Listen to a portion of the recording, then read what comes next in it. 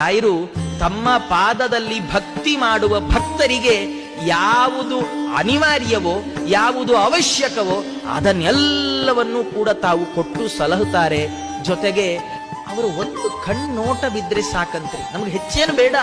ರಾಯರ ಮುಂದೆ ನಿಂತು ನಾವೇನ್ ಕೇಳ್ಕೊಳ್ಬೇಕು? ಅಪ್ಪಣ್ಣಾಚಾರ್ಯ ನಮ್ಗೆ ಹೇಳ್ಕೊಡ್ತಾರೆ. ಅವರು ಹೇಳ್ತಾರೆ, ರಾಯರ ಮುಂದೆ ನೀವು ನಿಲ್ತೀರಲ್ಲ, ರಾಯರ ಮುಂದೆ ನಿಂತಾಗ ಅವ್ರನ್ನ ಕೇಳಿ, ಸ್ವಾಮಿ ನಂಗೆ ಒಳ್ಳೆ ಮನೆ ಬೇಕು, ಒಳ್ಳೆ ಕೆಲಸ ಬೇಕು, ಒಳ್ಳೆ ಸಂಬಳ ಬೇಕು, ಒಳ್ಳೆ ಉದ್ಯೋಗ, ಮತ್ತೊಂದು ಬೇಕು, ಮಗದೊಂದು, ಅದೆಲ್ಲ ಕೇಳಬೇಡ್ರಿ. ಸ್ವಾಮಿ ನಿಮ್ಮ ನೋಟ ನನಗೆ ಬೇಕು, ನಿಮ್ಮ ಕಣ್ಣೋಟ ನನ್ನ ಮೇಲೆ ಬೀಳ್ಬೇಕಷ್ಟೇ ಸಾಕು. ಯಾಕಂದ್ರೆ ಇದು ಯಾವಾಗ್ಲೂ ಸಿಗೋಲ್ಲ. ನಾವು ರಾಯರನ್ನ ಯಾವಾಗ ಬೇಕಾದ್ರೆ ನೋಡ್ಬೋದು, ಆದ್ರೆ ರಾಯರು ನಮ್ಮನ್ನ ಯಾವಾಗ್ಲೂ ನೋಡಲ್ಲ. ಯಾಕೆಂದ್ರೆ ಅವರು ದೇವರನ್ನು ನೋಡ್ತಾರೆ. ಅಂತರ್ಮುಖಿಗಳಾಗಿ ಕಣ್ಣು ಮುಚ್ಚಿ ಒಳ ಮನಸ್ಸಿನಿಂದ ಭಗವಂತನನ್ನು ನೋಡ್ತಾ ಇರ್ತಾರೆ ರಾಯರು. ರಾಯರ ದೃಷ್ಟಿ ನಮ್ಮ ಮೇಲೆ ಯಾವಾಗ್ಲೂ ಬೀಳೋಲ್ಲ. ಆದರೆ ಒಮ್ಮೆ ಬಿದ್ರೆ ಏನಾಗತ್ತೆ ಗೊತ್ತಾ? ಒಮ್ಮೆ ಬಿದ್ರು ಅಘಾತ